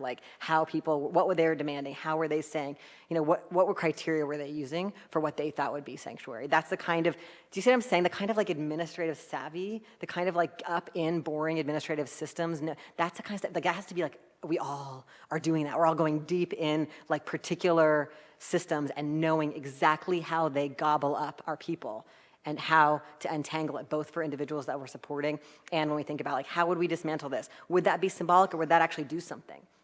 How would it do it? We don't want the city council to declare they've done it when we don't think they've done it. That kind of work, I think, is really vital right now. Oh wait, I didn't forward us. So local campaigns to reduce police, close prisons and precincts, stop new building of those things, obviously. We need to do the work to block deportations. I think we could ramp that work up. We need to block the public housing closures. I've been thinking a lot about Standing Rock and what would it look like when every time they try to close public housing, there's that kind of standoff. Can we imagine turning people out for every time they try to close a public hospital like that? You know what I mean? And in general, what that means to me is escalating tactics. It's definitely time to escalate tactics. And then the third piece is building the world we want to live in and preparing for the disasters, because we have a climate denier as president. So climate change denier. So it's going to keep getting a lot worse. And so everything we do to produce our shared safety in these moments also produces our well-being in the face of the worst disasters, right? Thinking about like Occupy Sandy or the people's recovery work that was done after the tsunami in Thailand. Like, we cannot count on governments to support us in those moments. We already know that. So what does it mean to think of every piece of work we do now as preparation for not only the disasters we're already living in, but like the pitched moments of climate-related disasters? One piece of this, which of course tons of people have been working on for so long, is alternative approaches to preventing and responding to violence without police. This is like a vital ongoing piece of work in our communities. We're still harming each other. How do we do work about harm that isn't centered in policing, that isn't centered in exile and punishment? Doing work about care and independency, lifting up feminist analysis, disability justice analysis, about child care, about caring for one another when we're sick, when we're disabled, when we're old. I mean, this is just, we're still really having a hard time with these things, as you guys, I'm sure, have noticed from your own lives. Seeing participation, having massive amounts of participation, right? We need everybody who's getting an idea right now to learn that they can do something besides just give to ACLU and Planned Parenthood, but instead they can participate right now in a politicized project about something they care about, accompanying somebody or supporting somebody through something like that. People feel like they want to help each other right now. That's a really amazing resource. And there's a lot of really liberal pitfall nightmare places that could go. So how do we provide, we have replicable models. We do. We have amazing President Pen Pal, projects like Black and Pink. We have lots of replicable models, but they're very tiny and local. So how do we start to actually replicate them and start them everywhere? We need so many of them because we have to provide each other with everything, right? And how do we do this through a framework that no one is disposable, right? I mean, this is just like our ongoing work. Like, how do we, I was thinking about Reina's work. I was thinking about the nobodies and somebodies. I thought about like people like Michael Johnson, the young college wrestler who was sentenced to 30 years in Missouri, supposedly for transmitting HIV. I think about Deborah Danner, who was killed by the police in the Bronx in October, who was a Black woman with schizophrenia. I think about all the people I correspond with in prison who've been labeled sex offenders. I think about people who've been considered monsters and nobodies at like pitched levels. What if that was the center of our movements? What if we actually had to deal with the idea of disposability at that level, right? And then also, what about like interpersonal disposability? Like, I never want to see you again because we're in this activist organization and it's really hard for me or annoying or what you've done is really painful to me. What if I assumed I had to see you for the rest of my life? Not every day, but like, what if I assumed, what if I assumed that we're in this together and wanted to find a way to work it out? That doesn't mean immediate or doesn't mean ignoring harm, but what if we treated each other like we were gonna still be around and worth being alive? And that is very hard in the era of social media. There's a lot of really intense ways in which people are playing out our experiences of harm and making each other disposable. And there's a lot of good reasons for that, but it's not working for us. It's like, making myself somebody by deeply trashing and dehumanizing another person or organization that's in my broader community is not working for us in a pretty profound way, as I'm sure you all know.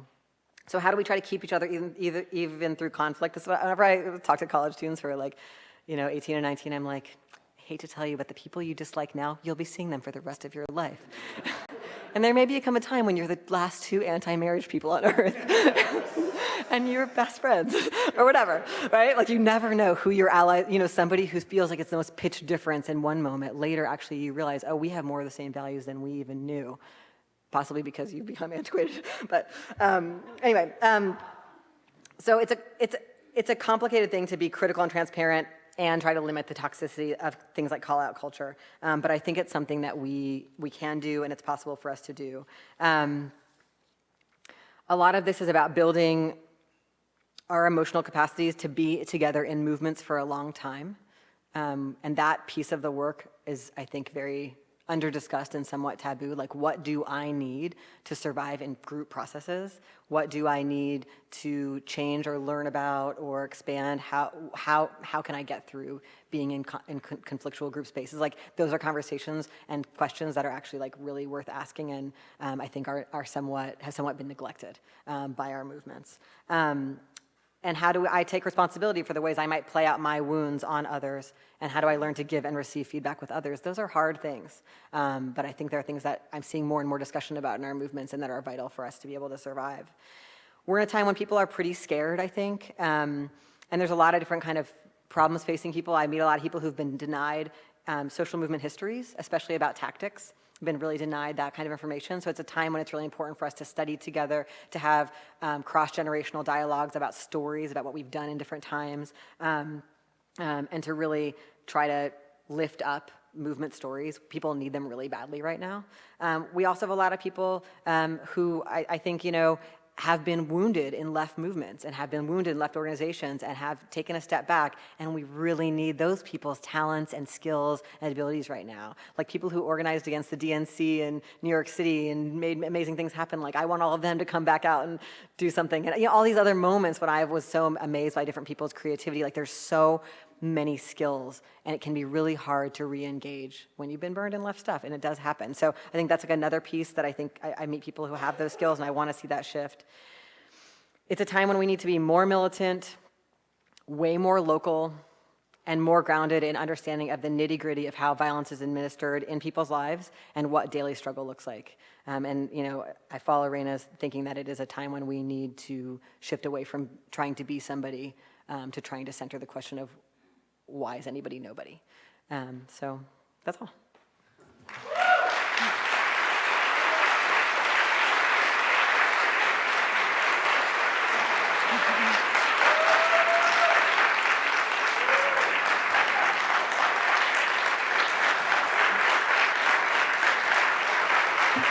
I think there's time for a little Q&A, or just you could make comments of any kind.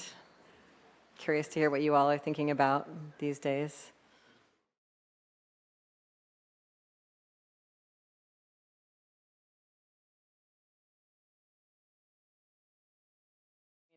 One of the things that inspired me when I was thinking about this talk too was an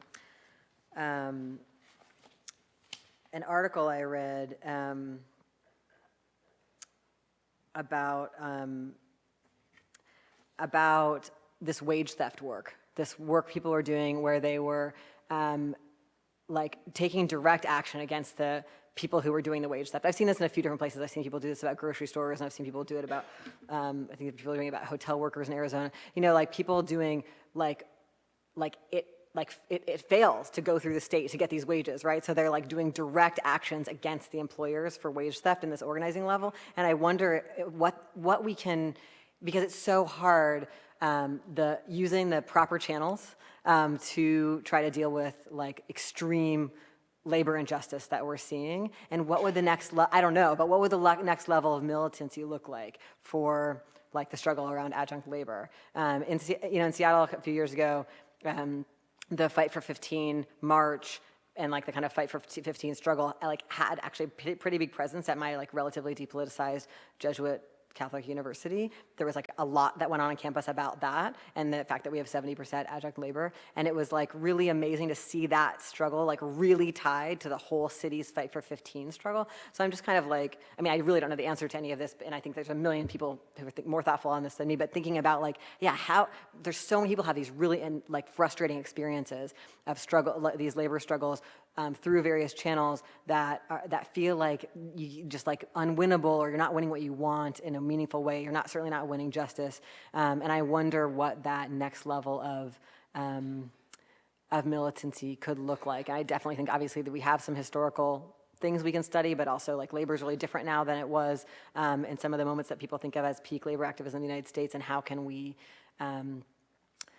produce that differently? And I think one of the things, I don't know, I think one of the things is just participation. The more people are participating in movements about anything, like participating in the first thing is how you build your solidarity muscle and learn that the thing you're doing now is connected to the other thing over there and the other thing over there. And to me, the more people we have participating in anything in New York City, the more likely those people are then going to participate in a struggle about CUNY, whether or not they are employees of CUNY or students of CUNY. And that's the thing that I feel like I want to see shift, is like levels of participation. And in general, we haven't, like, especially with like the way that funding has happened, funding hasn't been focused on social movements being more participatory. It's been focused on social movements being more elitist, or like just having like sort of policy reform agendas or electoral strategies. And so we've really, I think, people are demobilized. And so that I have that question about like how you win is you just are like unstoppable, ungovernable, like, so, you know what I mean? Like, so in their face, nonstop, right? These really strong showings. And so how would we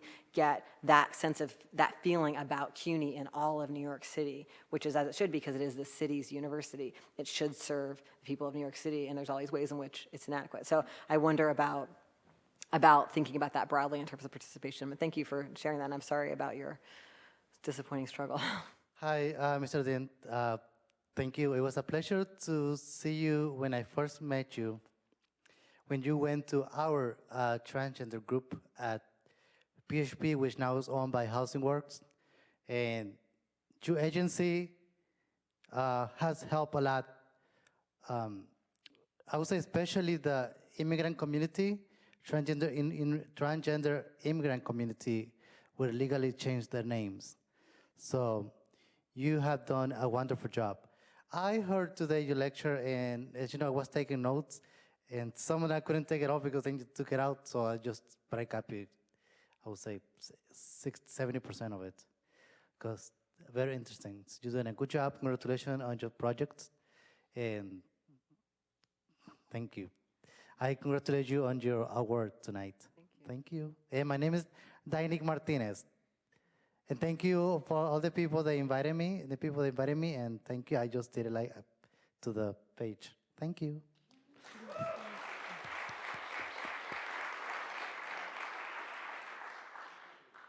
I am gender nonconforming, for those who don't know, transvestite, gender nonconforming. Nice to see you.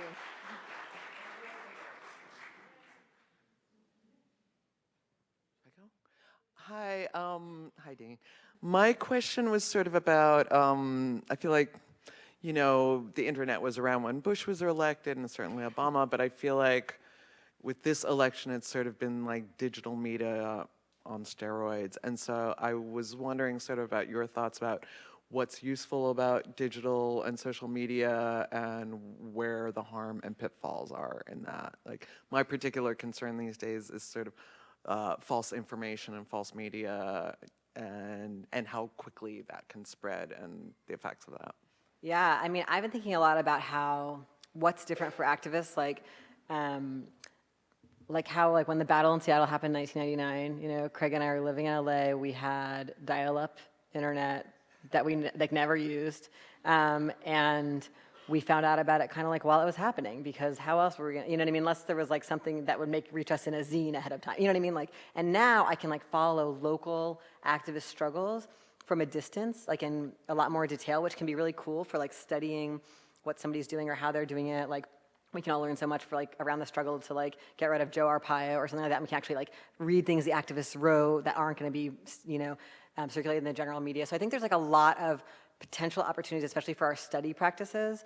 And I think that the internet's ruining our lives, totally, right? I mean, so it's I both, I feel both very intensely. I think the misinformation thing is really concerning, and also, I mean, just we are just really, human animals, and that is an affirmation machine, and people are really caught up in, of course we are, in getting seen and liked and known in a deeply individual way, and there's no shame in that, but it's really designed well for some of our wounds as people, and then as a result, it's really hard sometimes for people to break away from it and do other kinds of things.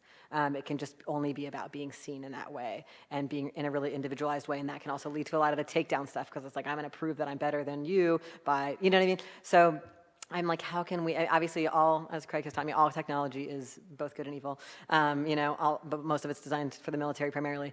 But you know, I have been really amazed. Like there was that moment where there was kind of a little moment of blip of a moment of boycott of Facebook, and people were joining LO because they wouldn't let like trans people change their names or something. But nobody gives a fuck that Facebook is like best friends with the Israeli government and the NYPD. And like, you know, if people are getting filming the police attacking them, Facebook will shut down their feed for the police department. Like, we need to boycott the major media outlets that we are all using. And we have to do it together because it's not meaningful. And somebody who's young and knows how to do that stuff needs to lead it. And, you know, I mean, I feel really like, I read an article that really helped me think about this was Eric Stanley and Toshio Moronic wrote this article, maybe it was a year ago or so, about when the idea of Twitter feminism was circulating. And they wrote this piece that was just like, what are you guys talking about? Twitter is just is just a corporation that's like destroying the city of San Francisco. Like it's a material thing that's like getting tax breaks and like, you know, gentrifying and pushing people out. Like we have to understand that things like Twitter and Facebook are corporations for which we write all the content, you know? And so that's pretty wild. And I hadn't thought about it that way at all. And I feel like the question is, you know, how do we take what works about some of these platforms for sharing information and having more outlets beyond corporate media, and also recognize the way in which we're still being completely contained by corporate media strategies. And so I am definitely ready for people to really begin like the earnest boycotts of those platforms that are so deeply antithetical to any of our left movements like Twitter and Facebook. I don't know how to do that, but I'm calling for it. Please, somebody do it right. So I was wondering if you could expand on kind of 2 points. So that myth point that you mentioned about, you know, like if they only knew that point. I mean, I think also, at least what I was hearing and what I've also heard from folks is this kind of like false hope also of like, now we see, right? Like with the Trump, now we see what's happening. And so the importance of like political education on those points, but also then with attention to your work and not just like that being purely academic, but also what you were speaking to and also Reina's work, importance of like art and other forms of like political education and why we need those.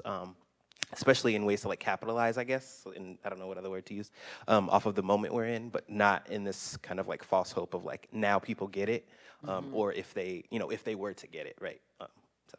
Yeah, that's a great question. I mean, I think that for me, that's what I'm thinking about how our movements need entry points. It's like some people are just noticed that the United States is racist, and that's wild, you know, and you know. And so how do you move, or people, or it's too racist for them finally or something. And that's, you know, different than where other people are. But what, in the ideal world, we would take that moment where somebody's actually feeling solidarity or mobilization, and it would be like, we would have movements that genuinely invited people to join and participate and help them like learn things that they've been denied information about or denied understandings of and denied practices of. Like that's the best case scenario, is that our movements are, you don't have to be a card-carrying prison abolitionist to talk to me. You know what I mean? Not, you know, but instead, oh, you were really upset by that incident or this rhetoric. Wow, like here's how to get involved very locally on the thing that upset you, and here's how the small collective that's working on this accompanied project because you're scared for people in your school having this experience or whatever, that collective is actually in like a conversation and partnership with the collective that's doing something about deportations and the collective that's doing something about public housing and the collective that's working on the other street, like that, you know, doing eviction defense, like that would be the ideal, is that we have political ed that is not solely passive reading, even though obviously I love reading, you know, but like political ed that is something that you don't have to want to go find it. It's like you're participating in something, and as a part of participating, you learn things with other people. And sometimes, you know, organizations like, you know, I think one of the best models of this is the, you know, for years, the Education and Liberation Project at Fierce, where there was like these kind of semester-long type of programs where young people who are members of Fierce, who are LGBTQ people of color, would like go through a whole thing of like learning what a campaign is, learning movement history, learning how to do different parts of Fierce's work, learning the history of the peers in the local context in New York City, like that, you know, so it's both skills building and political context building, and learning how to do organizing with other people in your community, and then through that learning, you gain more leadership in Fierce, and then you help teach that to the next set of people, like that. Those kinds of models, which are very classic organizing models, I think are really vital, because people, like, everybody can know the war in Iraq is illegal. all day long, and on it goes. Like that, the knowing was not the resistance that we needed. It wasn't sufficient. It mattered. It's good that we knew. It's better that we know than that we don't know. There's lots of things we don't know still, but like the knowing is just, I think that's just that liberal mythology. Like if they only knew, I really see that. Like I think I see that with my students a lot of times when they first learn about stuff they didn't know about the US and racism and colonialism and stuff. They're like, oh my God, if people knew, and it feels really real because that denial of knowledge is real. And sharing our movement's knowledge is meaningful. It's not that that's not meaningful, but people need also ways to plug into participation and be together. I think one of the dynamics of a stage we are in capitalism and the context of technology and social media is that people are deeply, deeply isolated and have very few interactions in person.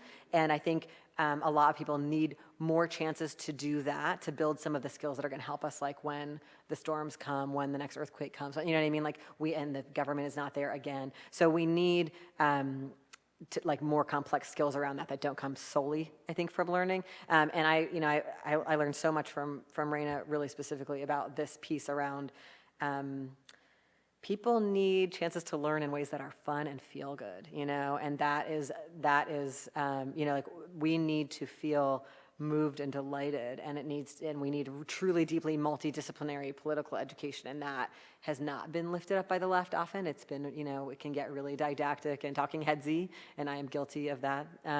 So I feel like that piece around like how we deeply integrate artwork into every part of organizing. And when you look at really successful movements, they do it. You know what I mean? Like that's and you have events people want to go to where they like might meet someone they like or hear really awesome music or see a really hilarious film or like see a play and learn about themselves through that. Like that is actually what works, and that boring meetings are really important for some of us, but there are other things in life beyond boring meetings, and so I think that's a growing edge. I think certainly for me, that's not been the center of my work. I've been into boring meetings. Yeah, thanks for that question. I'm a social worker, and I work at an organization up in Harlem that serves LGBTQ homeless youth, both like a community center and a housing program. And so when you mentioned looking not to the police to help us, like when there's a violent incident or something like that, like, on our block, if we have this guy that comes around, he's often recruiting our young girls for sex work, or people recruiting our youth for gangs, and just like, or random youth just like getting in fights. Anyways, we always have to call the police because like who else are we going to call? And so I want to hear from you more like specific ideas of what we can do to not involve these people that then like can hurt our community more.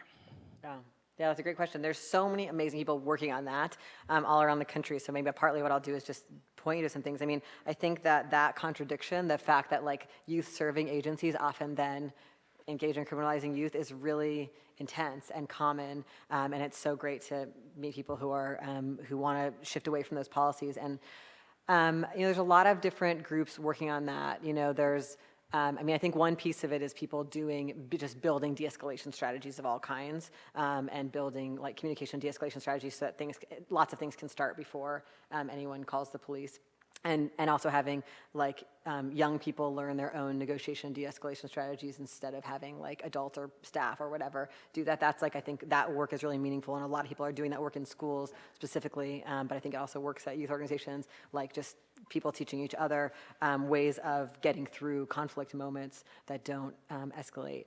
So I think that kind of skill building stuff, which is a form of political education, is really useful, and putting it in the context of talking about being an anti-policing practice, But then, there's a lot more. There's like the whole realm of transformative justice work that a lot of people are building on, and so there's like tons of organizations and writing about that. I really love this PDF that I'm obsessed with called Toward Transformative Justice by Generation 5 that you can find online for free, that really outlines some of what transformative justice looks like. They're talking about it in terms of ending child sexual abuse and talking about why policing and criminalization is not an effective tool for doing that, and how we could think differently about responding to harm and about when we're bystanders to harm beyond failed strategies of policing. So I think that's a useful tool. There's a wonderful book called The Revolution Starts at Home, which many people in this room contributed to. It's an anthology full of accounts of people using strategies beyond criminalization, especially for intimate partner violence, which I imagine is an issue within the youth you work with. And then I think the other piece of it is like, self-determination, like having young people get to make their own real choices about who they collaborate with, what kinds of work they do, like really how to support people. Sometimes people make choices out of desperation. In my experience, a lot of people make choices that are hard for them often because of things like lack of adequate housing, lack of health care, lack of cash.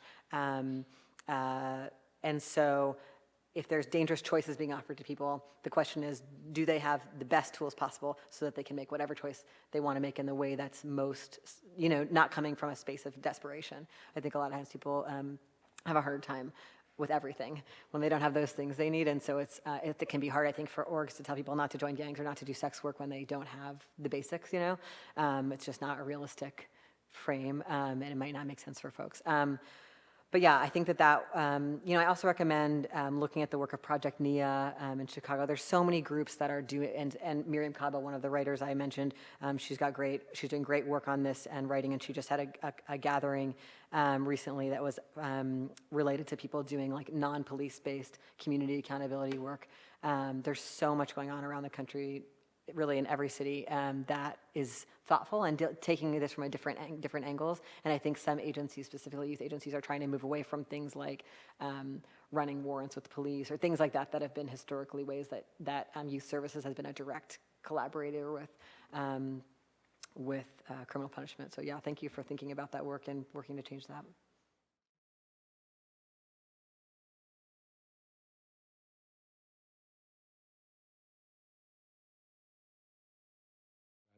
Yeah, I think each of us just has realms of influence.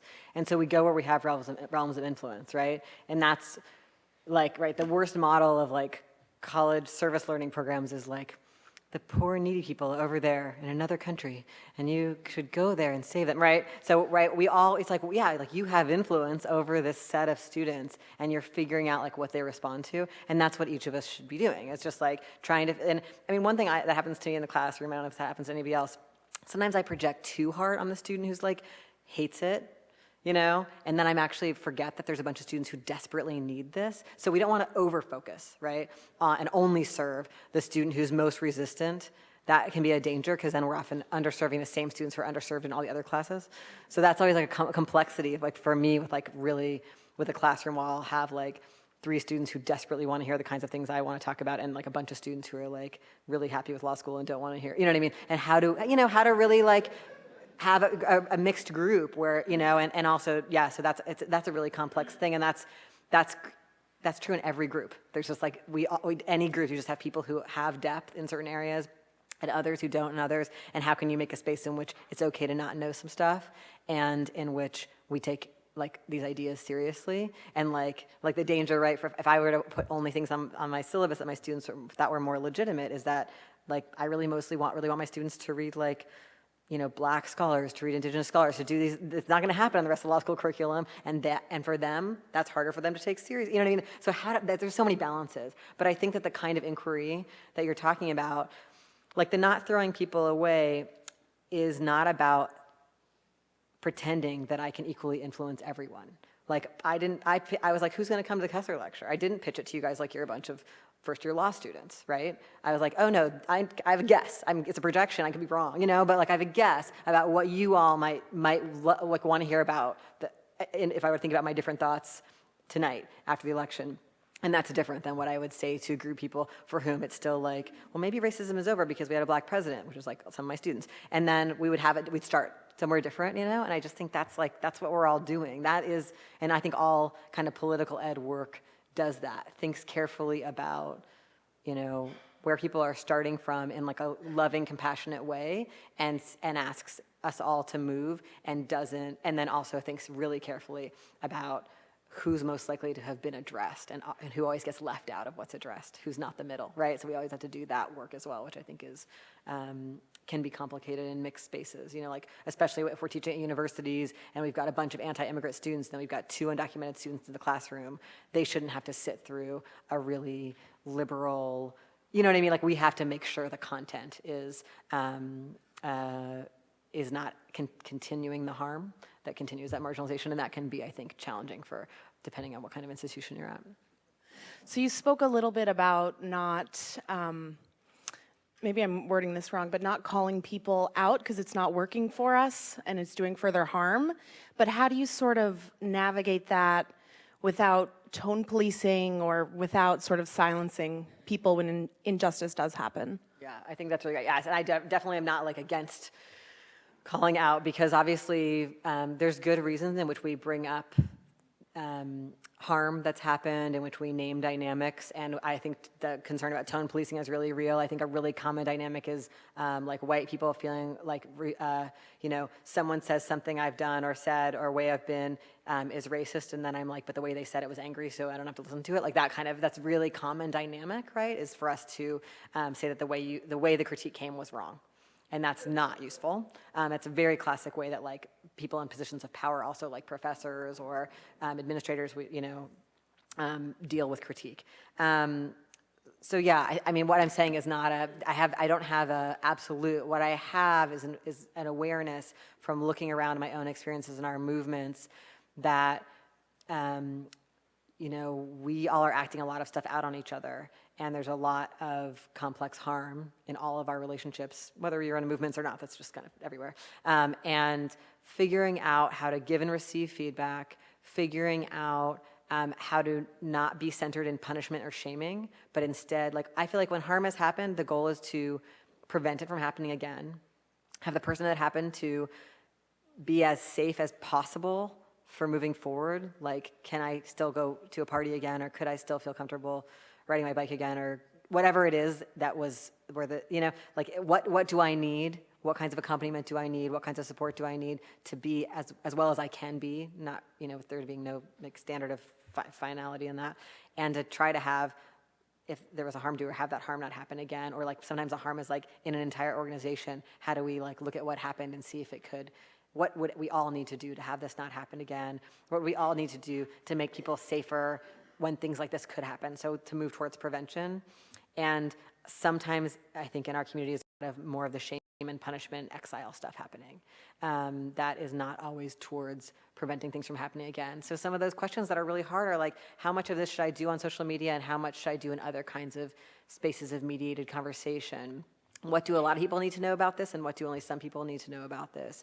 Like, what's about stigmatizing someone for life, and what's about preventing this harm? Like that, and there's just not clear answers to that stuff, but I just think I mean, there's tons of writing about this, and I think a lot of us are just struggling with seeing the complexity there, because the thing about social media is it gives everybody a platform to potentially like really intensely stigmatize and accuse. And then a lot of us also have some bystander roles, like when somebody's been accused of something, we ice them out, instead of also thinking, okay, what kinds of care do they need? Because probably the thing isn't gonna not happen again by them being more isolated. You know, like that's not likely to prevent harm. So there's just a lot of pieces of that, and that's work that actually, I think Miriam Kaba is one of the people thinking about that a lot. But you know, many other activists, like how do we produce responses to harm that actually heal everyone in the situation and prevent, rather than leading to like more stigma and divide. And I don't have the answer to that. I just think it's something that like I would love us all to be deeply, deeply, deeply, deeply, deeply concerned about and experimenting with, and supporting each other around. Like just noticing, am I collaborating and stigmatizing someone? Am I collaborating and excluding someone? Am I collaborating and denying or minimizing harm? You know, like what, you know, how do I know who in my friends can I check in with? How do we look at our value around this? Am I making myself somebody by participating in making somebody else nobody? Why? You know, like, I think those are difficult questions right now, but they're very much up. I kind of feel like on one hand, what you're saying is that this is not a time to be cautious with our politics. And then on the other hand, at the end, saying something that I really want to hope for myself that I can do, which is to live in a world in which I can see everybody, maybe not every day, but every other day or every week, and kind of live with that sort of critical empathy. But it's just hard for me to look at my students of color in the face anymore and say to continue doing the thing which they've always had to do, which is to extend the hand, and which is to, I I guess I'm just wondering when that discourse of critical empathy or discourse of civility becomes one of complicity and reproduces, you know, like people are tired of having to talk about this and having to say, like, do you really think so little of me and my body that, like, I have to now sit here on top of all those feelings and all that affective labor and explain to you or work with you or collaborate with you or teach you, right?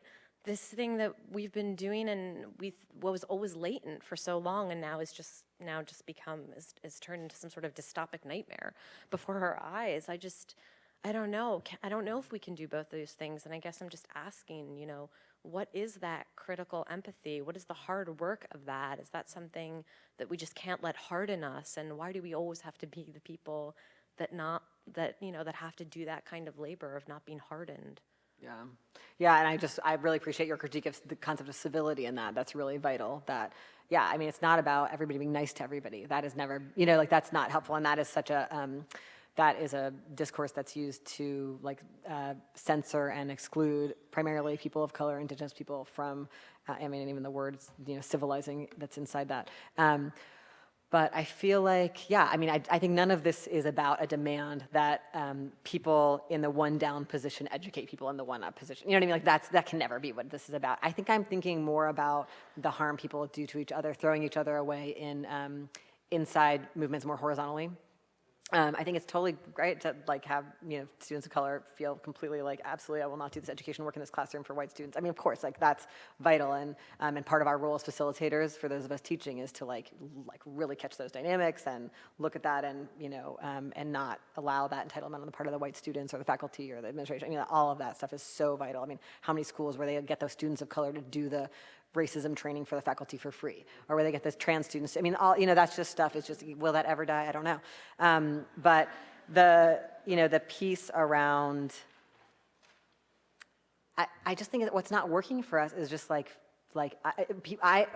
all have moments of just like, you know, taking as our target someone who's this close and being like, they said that thing wrong or they did that thing wrong, and then just like having that be the place where we really bring a lot of our most intense critique. And it's like I just wonder how that's working for us. I'm not laying out any rules. Like, I mean, obviously maybe that's all we can do. That's okay, you know, but like I for myself, I'm looking at that, and like one thing that I've been talking to some people about is like, I was thinking it might be good for some of us who've been through major conflicts inside politics and then actually come back together with somebody we had conflict with and formed a deep relationship or restored our relationship, to write about that. Maybe it took 6 years, maybe it took 10 years, maybe it took 6 months, but this was my side of it. I actually did this fucked up shit to this other person, and then I was so mad at them, and they were so mad at me, and it hurt so bad, and we were so humiliated, or we were so whatever, and then later we were friends again or collaborators again. I think we should write more of those stories. I think people could really use those, especially people who are at the beginning of a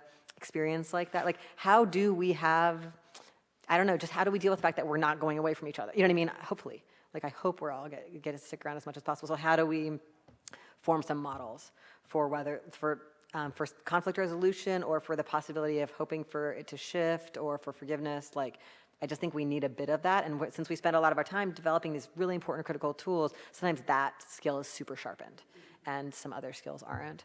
But that is not a call for like everyone to be nice, or like for us to critique each other if we didn't say it nice enough. You know, like, no, that's really not what I mean at all. Thank you for raising that clear distinction. I appreciate that. But now we have hors d'oeuvres.